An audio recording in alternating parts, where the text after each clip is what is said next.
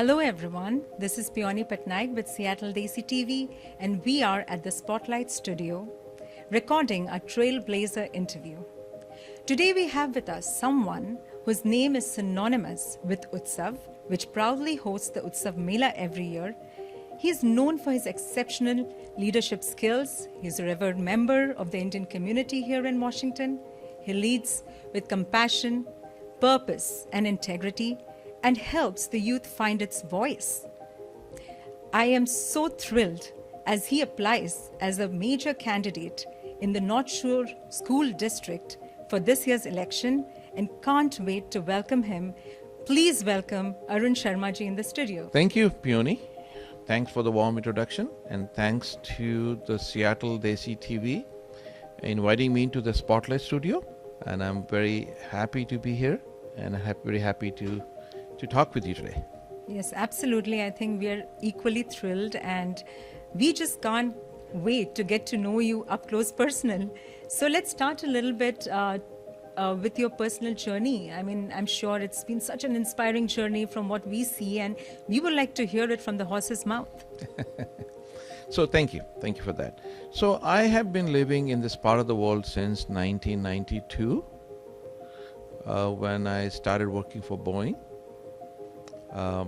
My wife is also working at King County Metro Transit and we have two children. I'm very glad and very proud of them. Both of them are now in the medical field, grown up. They went through childhood in this part of the world. And coming from India and coming to this part of the world where we could, in that time frame, 1992, we could count the number of people from our community in single hand, we had to build a community. We had to get us all together, not only for us as first generation immigrants, but also for our kids so that they do not lose their identity. They do not feel that they don't belong to their roots. So our journey started from that perspective. Along with our professional life, we started working for the temple, for community events, worked a lot more towards helping with India, like we did a few big concerts like Sonu Nigam to support and build an Sankara Eye Foundation hospital in Punjab, Ludhiana. Or we invited Sunidhi Chauhan and Ali Zafar to fight against violence against women. There was an incident in India, in Delhi with Nirbhaya, and an incident in Pakistan with Malala shooting. So we did those kind of events. So our journey began to build a career, help our kids grow up with pride and Indian roots, give them the education, and see where our community takes us. What a marvel of a journey. And I can imagine like you building it up right from the roots and doing it for the community as a whole. That makes me ask you, how did you foray into this public life? Because you have an enviable IT career and then suddenly you decide, or was it a sudden decision or it was a smooth transition into the public domain? Talk a little bit about your creation of your non-profit, UTSAV C3. Yes. So about my professional life and the time commitments I had for the professional life. I'm a technical fellow at Boeing and I also taught at UTSAV School of Business, which took a whole bunch of time to do both the things. But then when our kids grew up and they came back from college and they sat us down, me and my wife, and they said, you know, Mom and Dad, you were very active in the community and you did a whole bunch of work for our community, for the temples, for community centers, building hospitals in India, and we were with you. We were joining your passion Sharing the journey. sharing the journey, and help build the community. However, one thing you may have not realized that our community, our kids are saying, my community is here. Yeah. Have we done enough for my community that is born and brought up in the state of Washington? What can you do for that? And that turned a light bulb on. Oh my gosh. We are taking our our second generation youth to become passionate, to help our causes in India, but we have not done enough to help them with their community in US. In US. And that gave a start to the non-profit called UTSAV, where we said, yes, it's a community, and a community of South Asians, because when our kids go to school, it does not matter to them whether you're from a kid from an Indian parents or a kid from a Pakistani parents or a kid from Bangladeshi parents. We're all Desi. So the purpose of Utsav was not to make it an Indian only or a Hindu only or a Sikh only. Mm-hmm. But every kid who feels a Desi community member should be part of this. It's very inclusive. That's inclusive. Not only for the kids, but also for the grandparents. They're visiting, but they don't have any avenue to come together and meet with others. Yes. So the whole approach of youth to adults to grandparents to kids coming together, celebrating as a community, but also bridging the gap between our community and the mainstream community, because for us and for a second generation, they are not living in the island of their own. They are living within this whole community. Absolutely. So how do we build a platform where not only our kids understand that we belong to India? Because when my kids were young, they used to come and say, hey Dad, why don't we go to church on Sundays? That's wonderful. Why don't I am allowed to eat beef? Because it's served in the cafeteria. Yeah. So from those times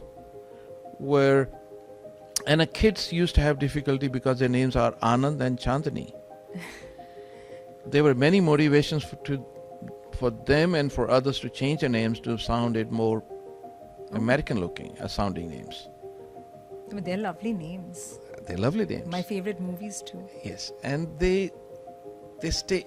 It was a decision they made to make sure people speak their names right, because they have a pride in their names. True. So that's the message that we wanted to give to others. So Utsav was born to help our community get a binding together, celebrate together, and then bridge the community with the mainstream. It was a very happy journey till COVID came. That really put things in perspective For everybody. That put things in perspective. Yes. Because now suddenly we are realizing that not everybody in South Asian community is a professional or an engineer or a doctor. True. We have people who are in service class. We have people who are working restaurants. We have people who drive diverse. Ubers.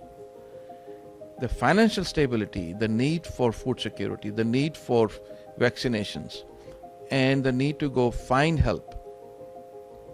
Suddenly our need for South Asian community from a celebratory and helping people find their rooting them in their own pride to a service-based needs. So we were the first ones, me and my wife would go out and stand in Pacific Linen and the store where you get the bands, because to make masks. And we had a whole operation of 300, 400 people who would take the clothes, cut them, some would sew them, some would then deliver it back to my house, and from my house we'd go to the places where we needed them. That's so it became an incredible. operation. Yes, that's quite some effort there. Operation of groceries, operation of food, operation of masks, operation of setting up sites for vaccinations or helping people get vaccinations.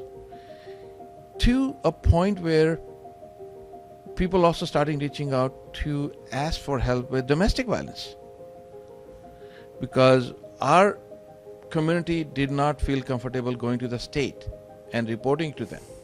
Right. And there were many instances where our home became a center for people to come and ask for help. A refuge.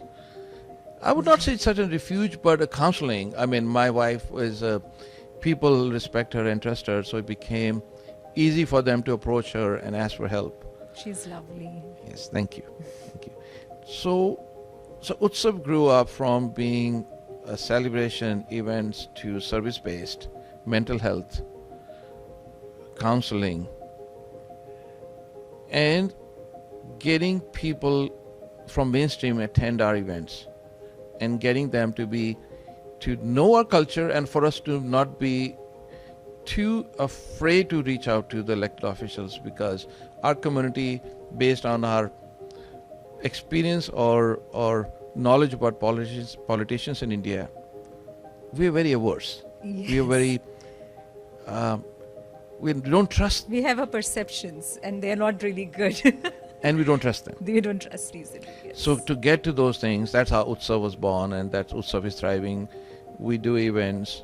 Sometimes the events are attended by up to 35,000 people from our own Yes. community. Oh, we have seen that. It's quite commendable, Arunji. I mean, especially to be able to lead that kind of a huge, amass that kind of an interest even to push an agenda and for a social cause. And I would like to shift focus a little bit, because I can see you going into political advocacy just from your non-profit work, and you actually went on to create the UTSAV Voice, C4, and how did that transition happen and when?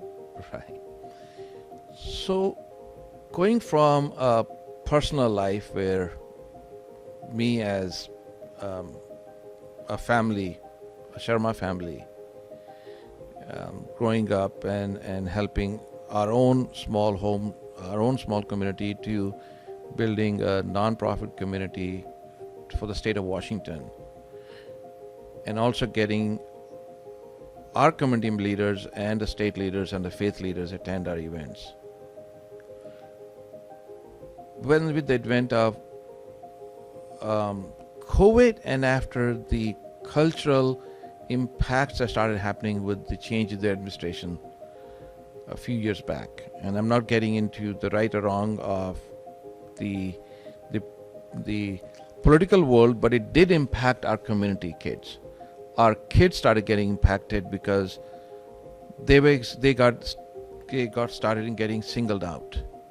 Like my wife, my daughter and a friend were in a train in Seattle, and somebody walked over to them. The kids were born and brought up here, and they walked over to them and said, "Go back to Pakistan." That's quite ignorant. Quite ignorant. Initially, my daughter and her friend, who were both medical students at that point, kind of ignored it, but that person again approached them and started saying things. So they both smiled and said, let's think about it. My daughter said, I was born in Everett, two parents from India, and her friend said, I was born in another part of the state of Washington to Lebanese parents. Why should you go to Pakistan? Yeah.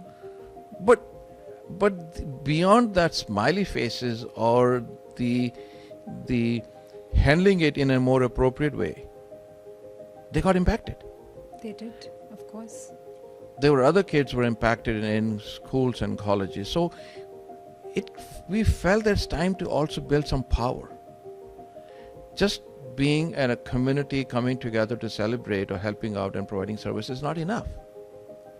We need to be able to stand up for our community, be able to get help from the system in our community when we need them.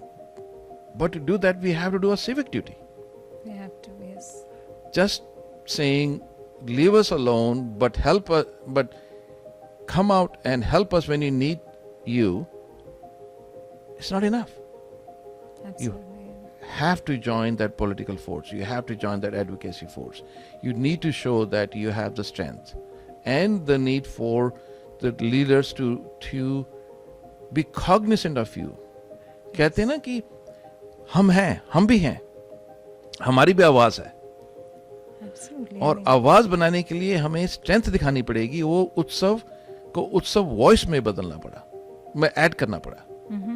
Translating in English, we had to build that voice, that power, and we had to add the voice to the utsav to make it utsav voice, and it became a C4, a political advocacy organization, in which we were able to do advocacy and reaching out to the leaders, and the end goal is that we should have enough strength and voice in our community that nobody can bypass us, nobody can ignore us, nobody can say, we don't see you. So our goal is to the Utsav voice. And Utsav is a charitable and service oriented, which we cannot do political advocacy, but we can do advocacy through C4 to build power. One of the things, one of the leaders came to me and said, every week there are quite a few events that your community is doing in all part of the state. Which is true. Dime a dozen? Dime a dozen. No, that's I should say. I should say positively. We are very vibrant. We are very strong, very vibrant. Culturally, yes, of course.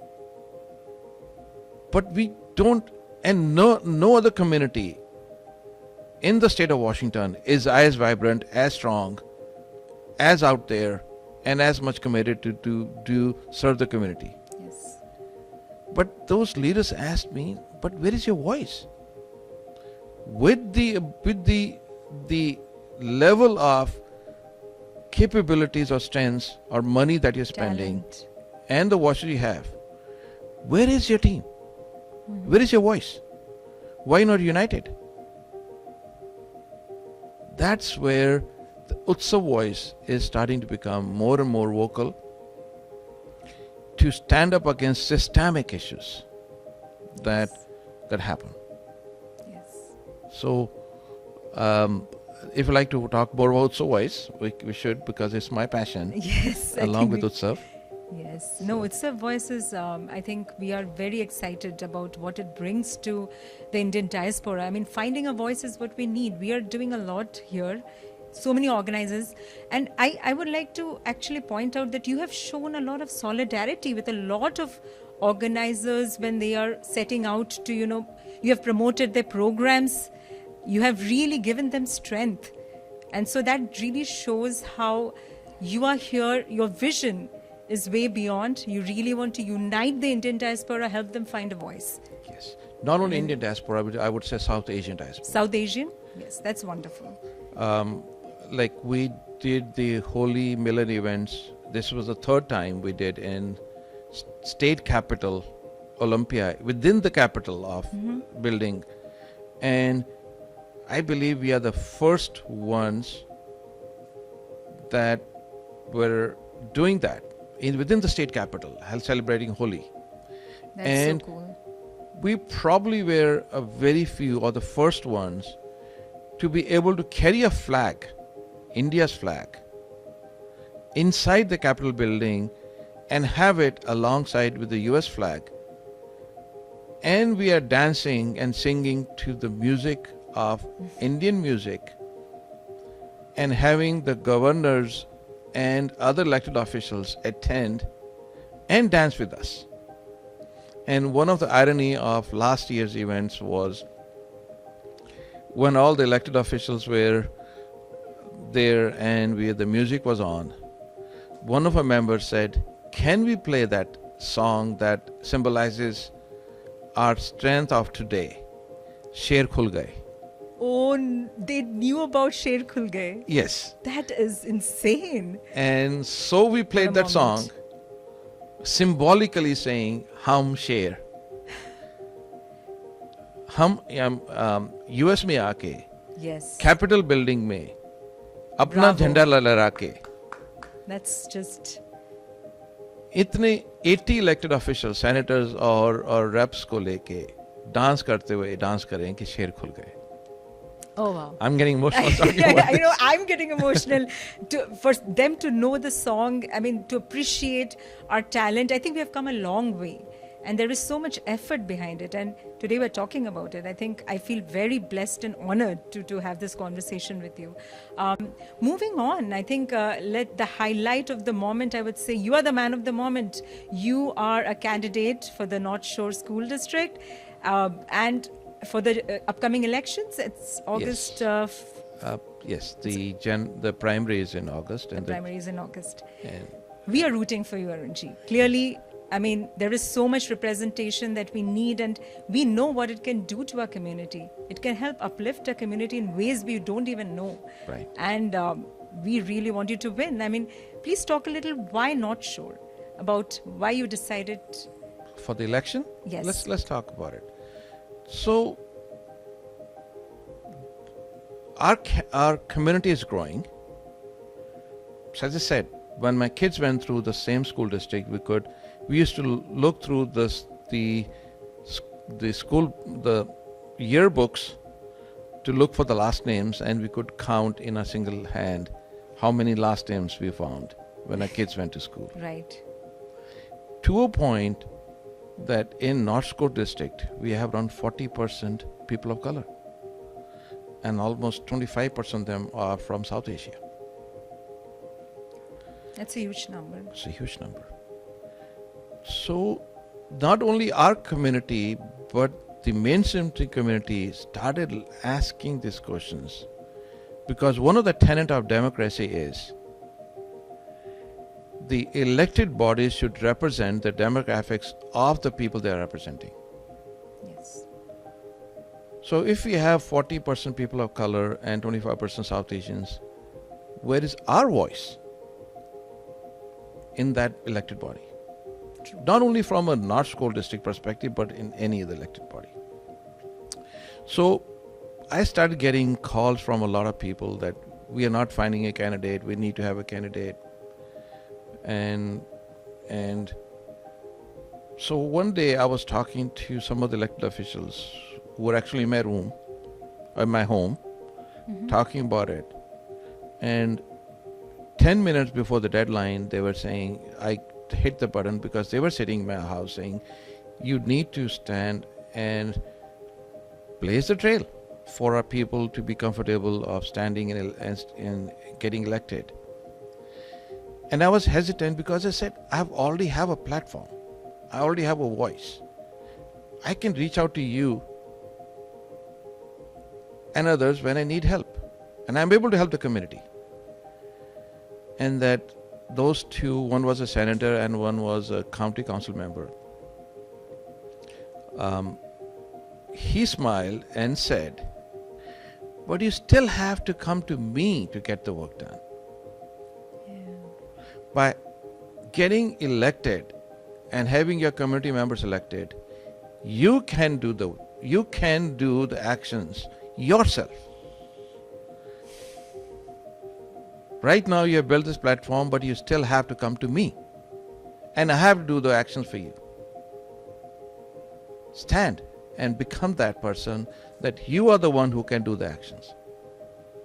That empowered you. That turned another light bulb on, saying, oh my gosh, we do a lot of C3 work. We started doing C4 work, political advocacy work. But where are we in the elected body of people? Why are we not there? Why are we not harnessing all the people who are spending their time and money and energy on those events? Yes. And then we do fundraising for all the political leaders. Where are we in this picture? So that's where this notion of we need to be in the elected body. We need to be the people who are the ones who are, we need a seat at the table.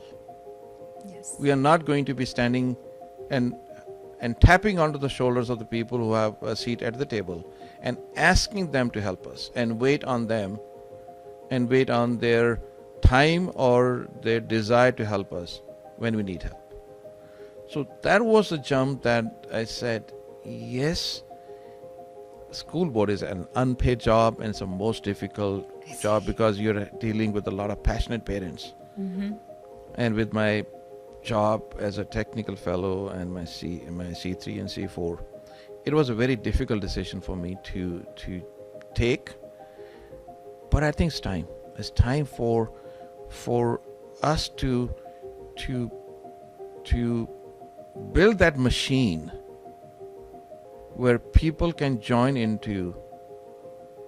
By machine, I mean a pipeline where Continuous generating pipeline. Yes. Which can generate future leaders. And somebody has to take the jump to create that pipeline, create that machine of not only how to stand but how to win. And that was a decision I made, and it was 10 minutes close to deadline that I made a decision to jump in. And it's going to be a tough road. It's going to be a lot of work to do, but I think it's a natural progression from helping the community find the route to providing them the services they need, Mm-hmm. including mental health and social guidance about our youth being depressed and mental health and others, to creating an advocacy and voice, to getting into an elected body and creating a pipeline for people to jump onto the pipeline and become comfortable. That's the journey where You're headed. I stood for election. That is so wonderful. And I'm seeing this flyer and I can see here that you're endorsed by a coalition of so many trusted voices. And would you like to talk a little about it? Right.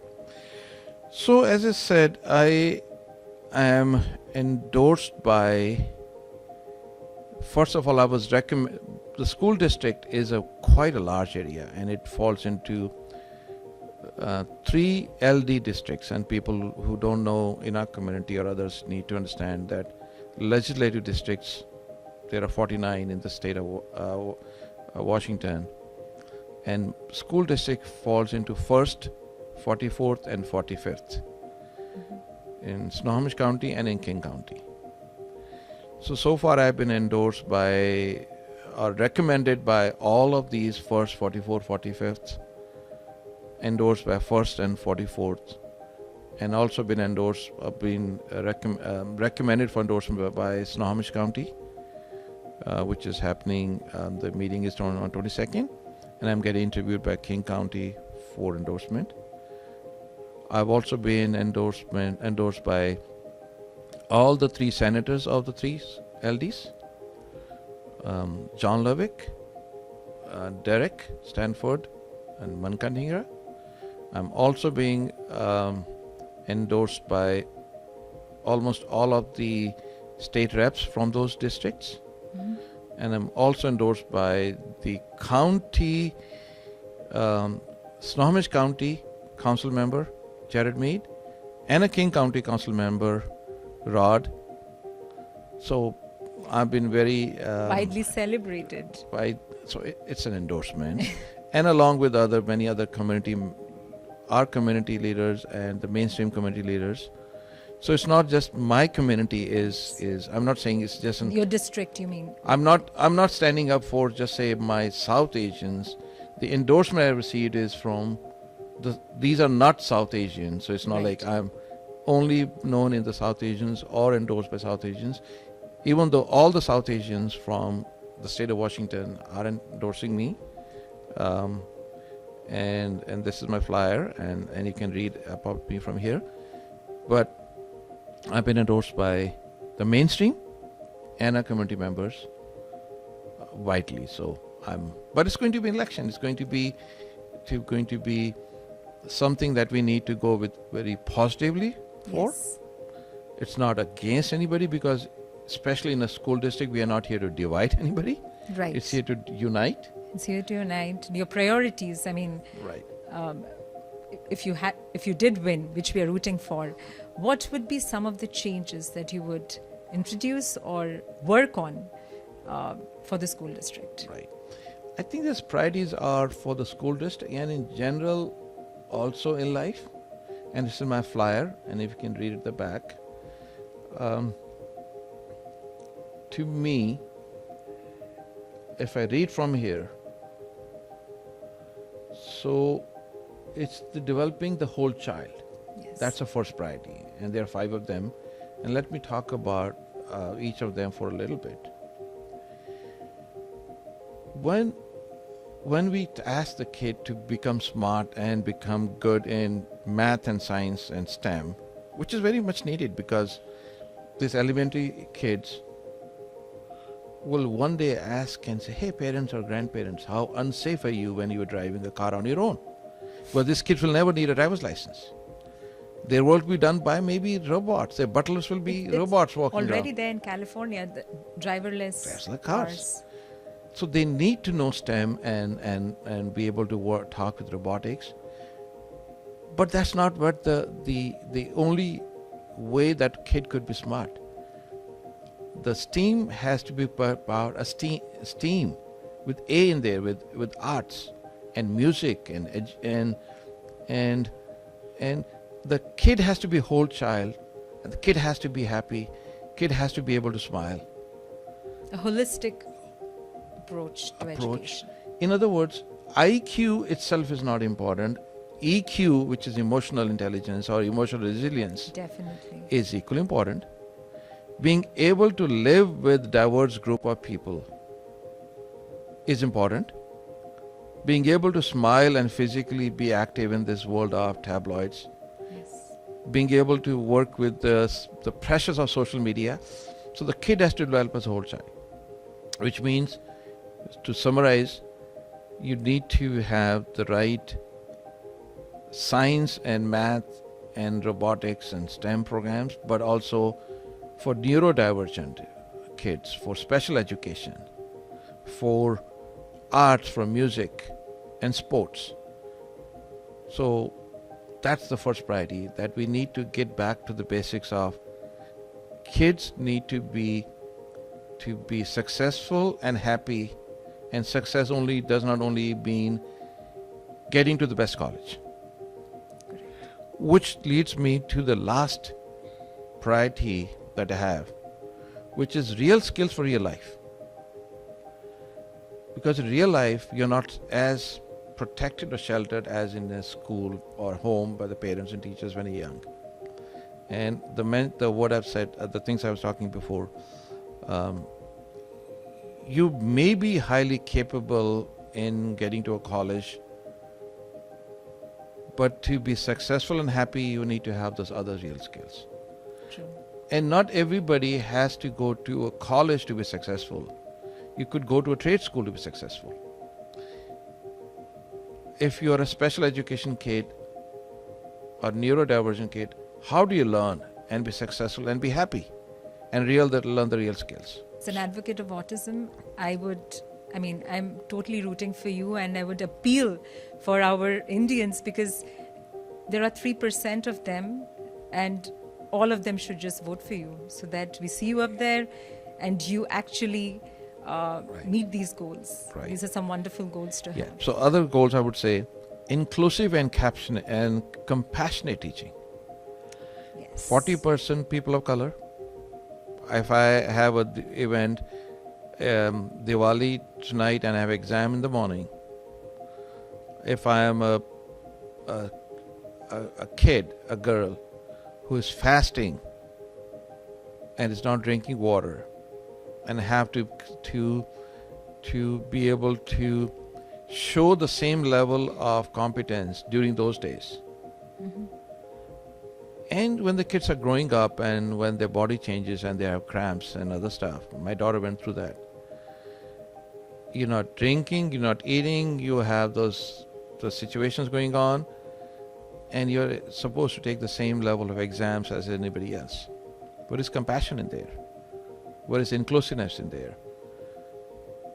I know everybody is trying to do the right thing, but the perspectives of lived experiences that I can bring in, that will help us in coming up with the right. If we can build the more towards inclusive and compassionate teaching, that's very important.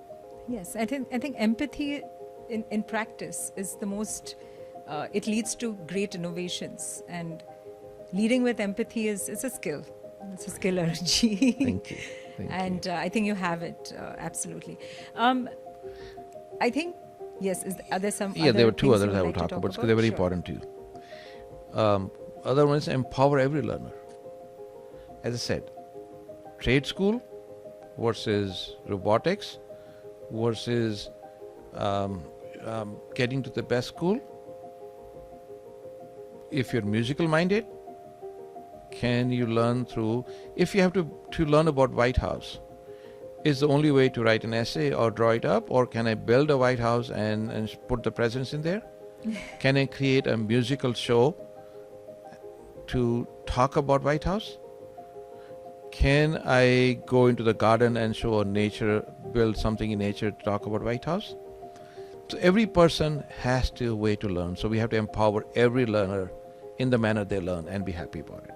And the last one is fairness in funding. So and be accountable. In my role as in the state and a school board director, I need to be fiduciary responsible.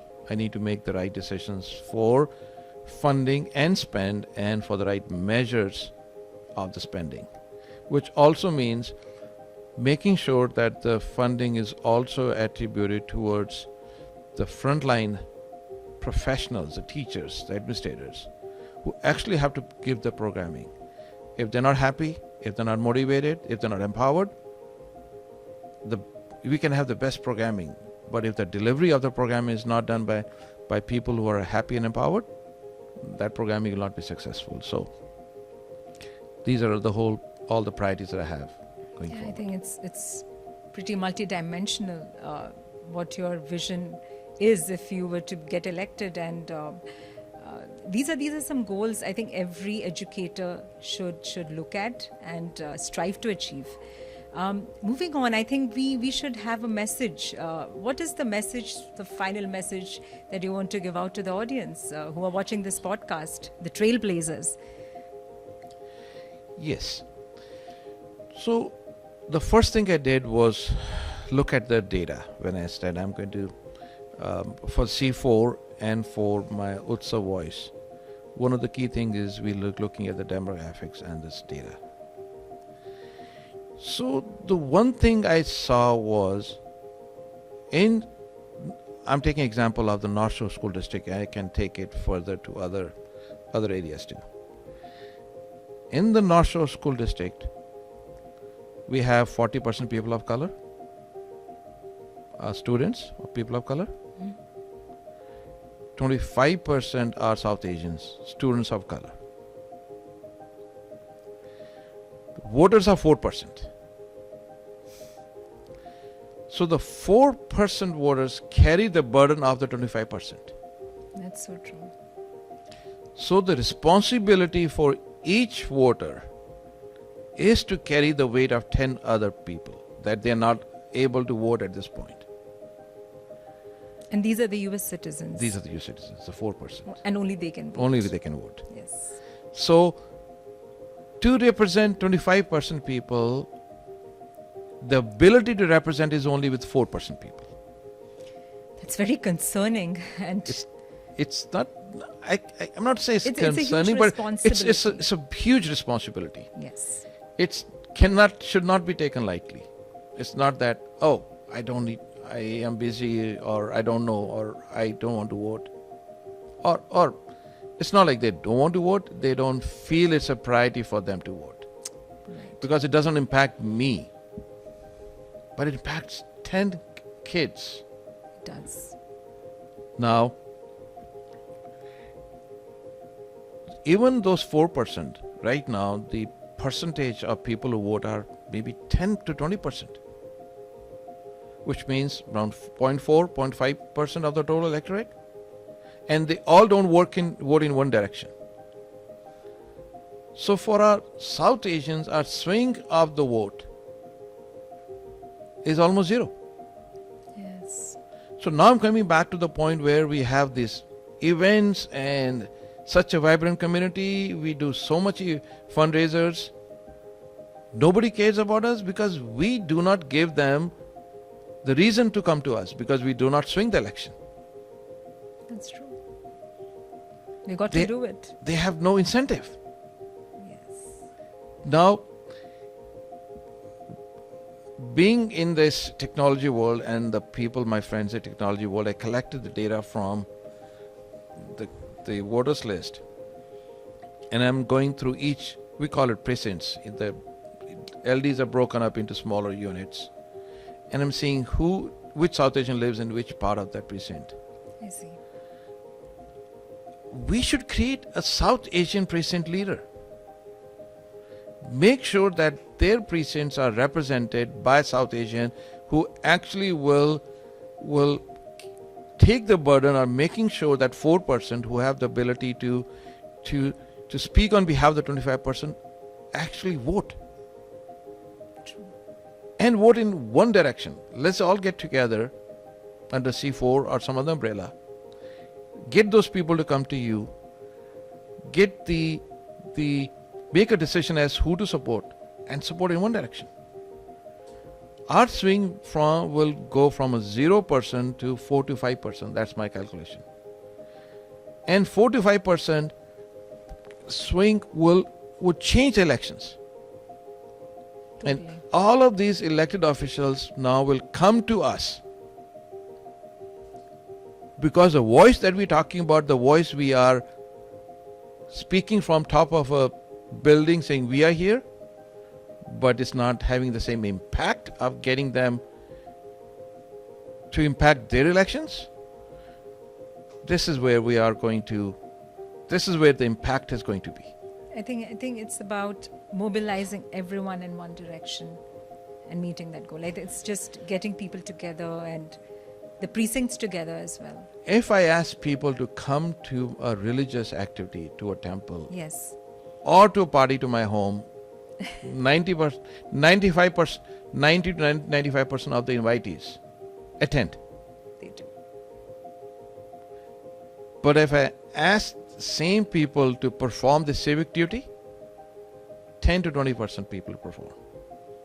Yes, I think it's about awareness, about raising that awareness that how voting can really have that impact for this community, and then we're already doing that. I think through this interview, your voice is reaching out to so many people who watch Seattle Desi TV, and I'm sure they will be super energized to vote. The election is in August, and please vote for Arun Sharma ji as well. I mean, it's just because we all want to be represented and we want to have a better life. Our voice should reach the right people, and we can benefit from that. Thank you, Pianuji. I would say it in a slightly additional way. Mm-hmm. It's yes and thank you and. All right. You're welcome. The goal is to build power. I'm not here to come and say, my goal was, this is my, I don't want to minimize the role I'm going to play. But the larger goal, the larger vision is to build the power for South Asians. Yes. To a point that when our kid needs some help, or our grandparents need some help, or somebody needs so they are being in a difficult situation, and it does happen, some forms of harassment, discriminations, Yes. Lack of opportunities. not knowing which services they can receive. So a whole bunch of things that get impacted. Those things do happen. We need to be at a point where there are opportunities or teams out there with us having a seat at the table to be able to make those things happen. Not knocking at the doors, to be allowed to let in, to say, ask for something. Right now we have created so much power that we have got to a point that we can get to the door and knock. And with the power we have built, people are opening the doors and saying, come on in and share what your needs are. We need to go beyond that. We need to be at the table so that we don't have to wait to knock and to be allowed in. And we're not building that. So my voice, my request is above and beyond for me. My voice is, we owe it to our next generation. We owe it to the H1s and the green cards and undocumenteds who are pitching into the growth of this country and pitching in the economy and building this happy community. But they don't have a voice. They're struggling in many places too. Equally important is for the people who don't have they're not citizens and they don't have a vote. It's equally important for them to find 5 people, 10 people who actually have a vote. Your neighbors, not only South Asians, but the neighbors you live with, you're friendly with, knowing who has a vote. Yes. So knowing that you don't have a vote and you cannot be the one who can actually exercise that vote, but you should have enough relationships, capabilities, and you have not done so, build those. So that you can get 10 people to say, please take this action so that people like me, people like who I don't have a vote, can get a voice through you. And that's what we want from the audience. I mean, how they can help to raise that awareness, to make this representation possible. I mean, how can the audience help? This is the way they can help. Right. So one of the examples that we're doing here in, say, UTSAV is we have a youth board. Okay.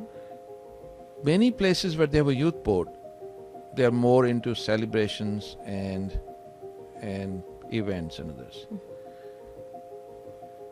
But we also teach them civic duties. We teach them to become civic leaders. We take them to Olympia, we take them to Secretary of State office, we take them to the governments, local governments, get them placed in the youth boards in the governments, get them page in Olympia. We are taking a group of youths to India in July for a week-long trip. Not in that they will be, UTSAV is also hosting eye camp to provide free eye surgeries, and the kids will participate in 2 days of that camp. That's very enlightening, I can imagine. But they're also going to learn about agriculture, politics, economy, technology of India. Because these youth need to learn beyond being ready for college. They also need to be ready to become a civic leaders. So shoulder those responsibilities and at least be cognizant, be aware that those things are something you have equal. It is an equal place in your life, because if we don't build that power, you'll be left waiting to be allowed in the room. It's a strong message, Right. Sharma ji, and I think it was, I mean, I can't even tell you how insightful this interview has been. And we are just so honored that, you came here, you shared your thoughts, your ideas, and really, Seattle Desi TV thanks you. Thank you, Peoniji, and thank you, Seattle Desi TV at the Spotlight Studio. And you're doing a fabulous job of bringing the Trailblazers. And as I said, you're raising a voice and helping create a voice for the community. So thank you for that. That was such an insightful interview with Mr. Arun Sharma. And I'm reporting from Seattle Desi TV from the Spotlight Studio. Thank you for this opportunity.